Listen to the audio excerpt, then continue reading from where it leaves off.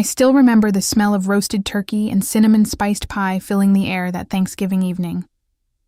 The laughter echoing from the dining room like it always did. The clink of wine glasses. The warmth of the fireplace crackling in the background. For years, that house had been my safe place, or at least I thought it was. My name is Elena. For 32 years, I believed I was part of a family that loved me. I was the one who showed up early every holiday, the one who cooked the side dishes no one else wanted to make, the one who listened to everyone's problems and never asked for anything in return. I was the quiet daughter, the reliable sister, the peacemaker, but that night, everything shattered.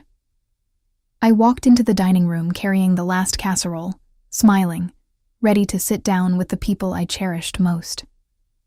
My mother at the head of the table, my father beside her, my older brother Marcus and his wife Claire, my younger sister Sophia with her new fiancé, the whole family, together like always. Then I heard the words that still echo in my chest, like a knife twisting slowly. She doesn't need to know. Just let her sit there and smile like she always does. It was my mother's voice. Low, dismissive, cruel in its casualness. I froze in the doorway, the heavy dish burning my hands, but the real burn was spreading through my heart. What didn't I need to know? That was the moment my world began to crack open. The moment I realized the people I had loved and sacrificed for had been hiding something from me for years. Something that would destroy everything I thought I knew about my life, my worth, and my place in this family. I wish I could tell you I walked away right then.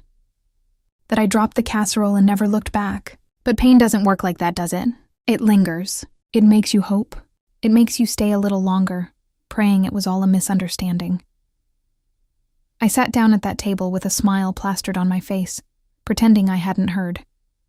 Pretending everything was fine.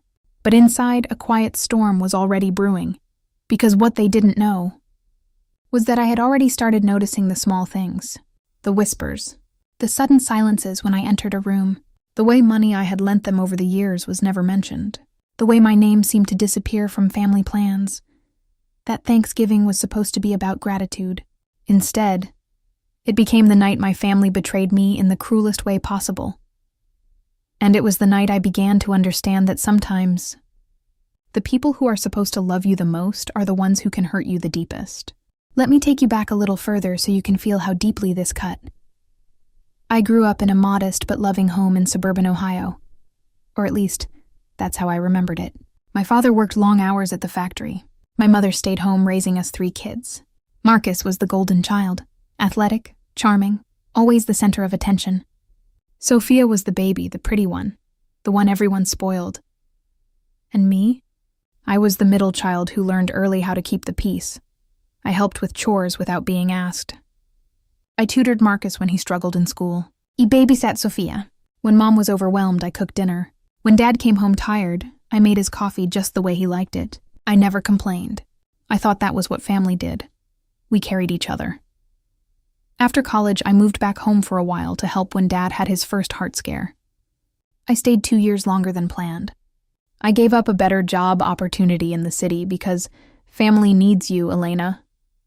I poured my savings into helping Marcus start his small construction business when he said he was struggling. I even co-signed on a loan for Sophia's wedding when her credit was too new. I never kept score. Love isn't supposed to keep score, right? But slowly the cracks started showing. Marcus's business suddenly flourished. New trucks, vacations, a bigger house. Yet whenever I gently asked about the loan I co-signed, he'd wave it off with, "Things are tight, sis. Next month, I promise." Sophia posted pictures from luxury trips with her fiancé, while telling me she couldn't afford to pay me back the $8,000 I'd lent her for her engagement ring and honeymoon fund. And my parents? They started making comments. "You're so lucky you don't have kids yet, Elena. You have so much freedom. You're strong. You can handle things on your own." I brushed it off. I told myself they were just stressed. Families go through phases, until that Thanksgiving. After I overheard my mother's words, I sat through the entire dinner in a daze. The turkey tasted like ash. The laughter around me felt distant, like I was watching a movie I no longer belonged in. Later that night, while everyone was watching football in the living room, I slipped upstairs to the guest room where I was staying. My childhood bedroom had been turned into Mom's sewing room years ago.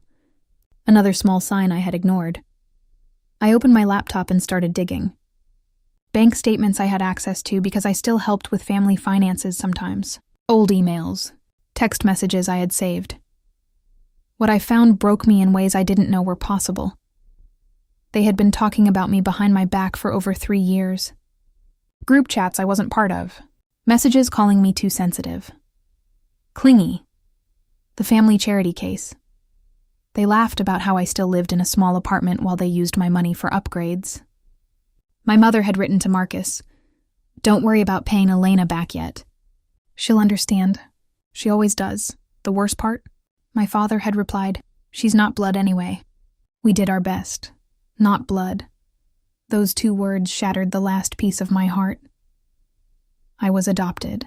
They had never told me. They had raised me as their own, but in their private moments, I was always the adopted one, the outsider, the one they tolerated because it looked good. Tears streamed down my face as I read message after message. How they planned family vacations without inviting me because Elena doesn't like traveling anyway. How they used my name to get better loan terms, but never intended to let me benefit. How Sophia had told her fiancé that I was jealous of her success. I sat on that bed for hours, clutching my phone, feeling smaller than I ever had in my life. The people I had given everything to had been viewing me as a burden. A convenience, someone to use and then quietly resent. The pain was so deep it felt physical. My chest ached. My hands shook. I wanted to scream, to confront them right there in the middle of the night. But something stopped me. A quiet voice inside whispered, "Not yet." I wiped my tears, packed my bag silently, and left before sunrise. I drove back to my small apartment in the city, the one I paid for entirely on my own, and I cried until there were no tears left. For weeks, I barely functioned. I called in sick to work. I didn't answer their texts asking why I left early. The betrayal sat heavy in my stomach like poison. But in the darkness of that pain, something else began to grow. Anger. Not the loud, explosive kind. The quiet, cold, calculating kind. I started documenting everything. Every loan, every transfer, every message. I spoke to a lawyer quietly. I reached out to old friends who had drifted away because my family always made them feel unwelcome. I realized I wasn't weak. I had been loyal. And loyalty, when betrayed, can become the sharpest weapon. Slowly, I began to rebuild myself from the inside. I went to therapy. I started exercising. I focused on my career in graphic design and landed a major client that doubled my income. I made new friends who actually valued me, but the family group chat kept buzzing. "Where's Elena? She's being dramatic again." Thanksgiving, without her, was actually more peaceful. Each message fueled the fire. I stopped being the peacemaker. I started becoming the woman who would have the last word. 6 months later, I was ready. I didn't scream. I didn't cause a scene. I simply invited the entire family to what I called a special family meeting at a beautiful rented venue, a lakeside hall I paid for with the new money I was earning. They came, curious and a little smug. Marcus even joked in the group chat. Probably Elena wants to apologize for disappearing. I stood at the front of the room in a simple but elegant black dress, looking calmer than I had ever felt. Behind me was a large screen. I started softly. "I want to thank all of you for coming. For years, I thought I was part of this family. I gave everything I had because I believed love meant sacrifice. But last Thanksgiving, I learned the truth." I played the recordings. Not illegally obtained, just the group chat messages I had been forwarded by a cousin who finally grew a conscience. The emails, the financial records showing every cent I had given and how it was spent on their luxuries while I struggled. The room went deathly silent. My mother's face turned pale. Marcus shifted uncomfortably. Sophia looked like she wanted the floor to swallow her. Then I revealed the biggest truth. "I know I'm adopted. You never told me. You let me love you like a real daughter while reminding each other in private that I wasn't." Tears welled in my eyes, but my voice stayed steady. "I'm not here for an apology. I'm here to close this chapter. The loans are being called in, legally. The co-signed documents are being handled, And from this day forward, I choose me. I looked each of them in the eye. You wanted me invisible. You wanted me convenient. But the woman you tried to break, she learned how to stand on her own, and she no longer needs your table.